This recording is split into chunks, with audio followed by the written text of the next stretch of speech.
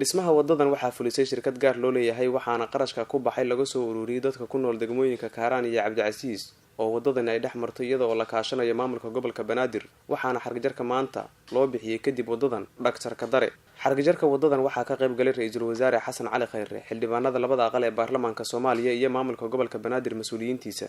dhismaha wadadan iyo halka laga hirgeliyay waxaa durbaba ku soo bilowday dhismayaal ganacsi iyadoo ay ku muuqanayaan dad yow doonaya in ay dhistaan hareeraha laamiga gudoomiyaha gobolka Banaadir Yuusuf Xuseen Jimcaale ayaa sheegay in hadafka maamulka gobolka Banaadir uu yahay in la sareysiyo bilicda magaalada Muqdisho gaar ahaan dhismaha wadooyinka waa farxaday noo tahay waa wadadii lixaad oo maanta aan furayno muddo hal sano iyo 3 bilood gudahooda ah waa wadadii shanaad wadadan wadadii lixaadna haddii ilaahay yiraahdo kordhow ayaa furi doontaa ra'iisul wasaare haddii ilaahay yiraahdo oo istiraatiiji ah oo socodka magaalada muhiim u ah oo la yiraahdo wadada Ansaloti wadadan waxay ka koobnaaday 3 qaybood qayb ka mid ah ayaa hadda noo dhamaatay annaga iyo ganacsatada iyo shacabka gobolka Banaadir oo aan soo gaarnay bisayl ah inaan wax qabsano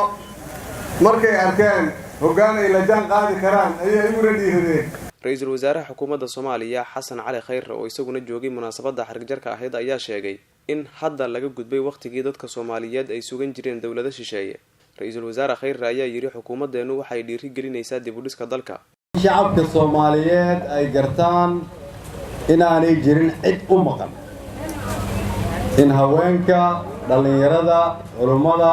madaxda siyaasiyiinta inay kulligood isu yimaadeen la tashadaan ganacsatadooda la dhiso jidadka waa wax runtii lagu diirsado taasina waxay tusaale ka tahay in dalkan rajadiisa ay soo laabato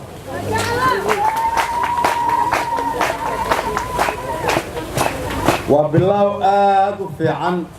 in 26 kiiloomitir jid dhererkiisu uu gaarayo ay dhiseen dad Soomaaliyeed ama shirkad Soomaaliyeed qarashkeeda ay bixiyeen ganacsato Soomaaliyeed iyo gobolka Banaadir ay la kaashadeen waxaan dhihi lahaa waa bilow fiican waa dhaqan fiican laakiin waa inaan sii laabnaa waxaa jira wadooyin hore loo dayactiray oo qaabka iyo qarashka ku baxay markaad eegto u muuqda kuwa aan laga faa'iideysan tusaale waxaa caasimadda ku badan wadooyin dhismo wanaagsan helay balse xubno ka tirsan dawladda federaalka Soomaaliya hay'ado iyo shakhsiyaad kale u xiran Cali Aadan Muumin Goobjoog TV